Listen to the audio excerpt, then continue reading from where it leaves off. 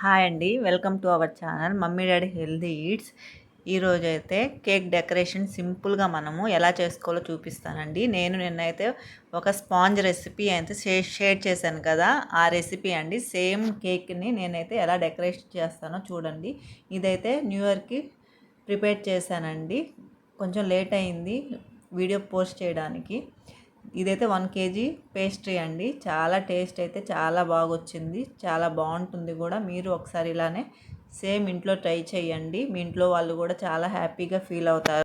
Taste అయితే మనం బయట కొంటాం కదా, ఎగ్జాక్ట్గా అదే టేస్ట్ అయితే వస్తుందండి.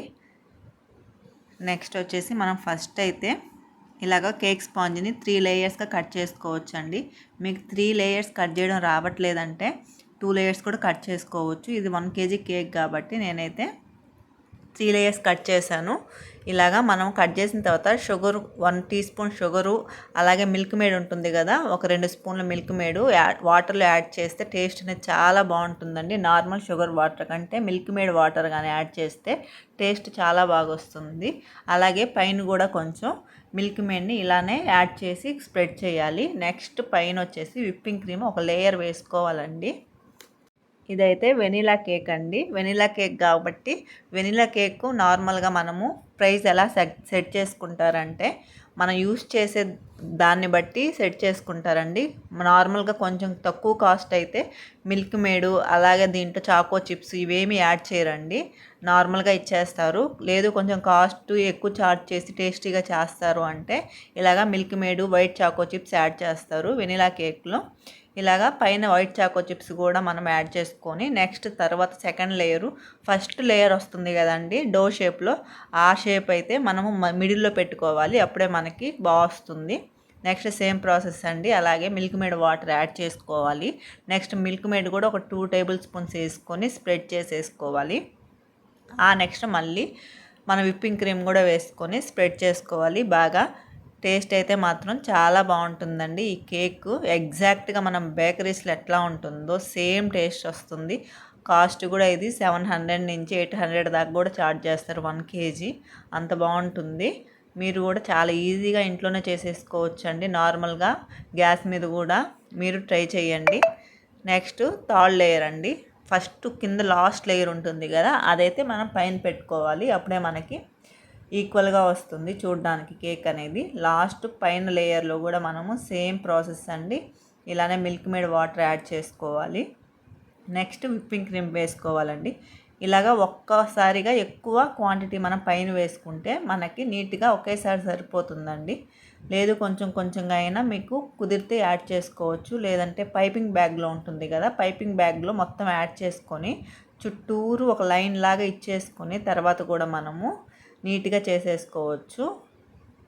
నెక్స్ట్ దీన్నంతా కూడా బాగా సైడ్స్ అవంతా కూడా స్ప్రెడ్ చేసేసుకోవాలి. అదే టర్న్ టేబుల్ మీద పడుతుంది కదా, అది కూడా ఎప్పటికప్పుడు క్లీన్ చేసుకుంటూ ఉండాలండి. అప్పుడు ఇలా మనం చుట్టూ కూడా కొంచెం కొంచెంగా తీసేసుకొని యాడ్ చేసుకోవాలి. యాడ్ చేసుకొని స్క్రాపర్ తీసుకొని రౌండ్గా కానీ మనము చుట్టూ అనేస్తే మొత్తం ఒకేసారి మనకి రౌండ్గా షేప్ అనేది వచ్చేస్తుందండి.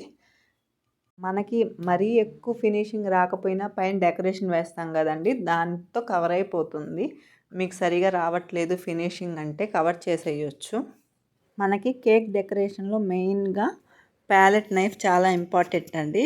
చూస్తున్నారు కదా, ఈ ప్యాలెట్ నైఫ్ అనేది మనము జరపకూడదు, మిడిల్లో పెడతాం కదా, రౌండ్గా మనం టర్న్ చేసేటప్పుడు టర్న్ టేబుల్ ఒక్కటే మనకు తిరగాలి, కానీ ప్యాలెట్ నైఫ్ అనేది మనకి తిరగదు. ఏ పొజిషన్లో అయితే పెడతామో అదే పొజిషన్లో ప్యాలెట్ నైఫ్ ఉంచాలి, అప్పుడే మనకి డెకరేషన్ అనేది నీట్గా వస్తుంది.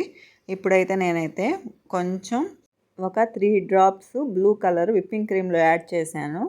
కలర్ మొత్తాన్ని నీట్గా బాగా మిక్స్ అయ్యేంత వరకు మిక్స్ చేసుకోవాలి. లేదంటే బీటర్తో కూడా మిక్స్ చేసుకుంటే నీట్గా మిక్స్ అయిపోతుంది.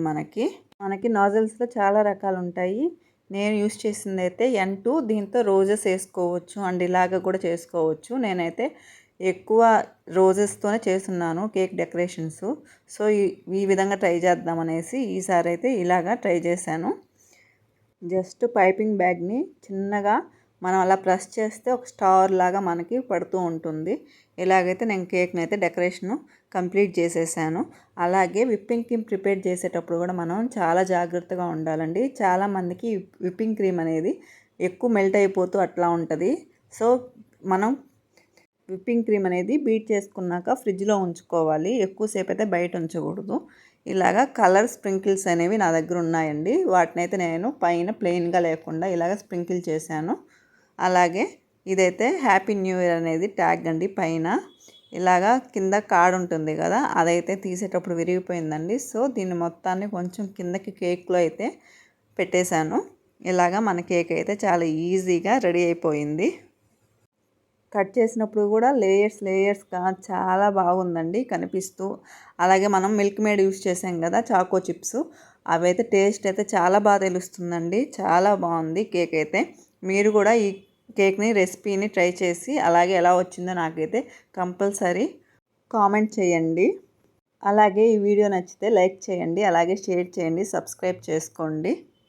మీరు ఇంకేమైనా వీడియోస్ చూడాలి అనుకుంటున్నారంటే బేకింగ్ గురించి కానీ లేదంటే చాక్లెట్స్లో ఏమైనా ఫ్లేవర్స్ లాంటివి కానీ చూడాలనుకుంటున్నారు, తెలుసుకోవాలనుకుంటున్నారు అంటే మాత్రం నాకు ఖచ్చితంగా కామెంట్ చేయండి.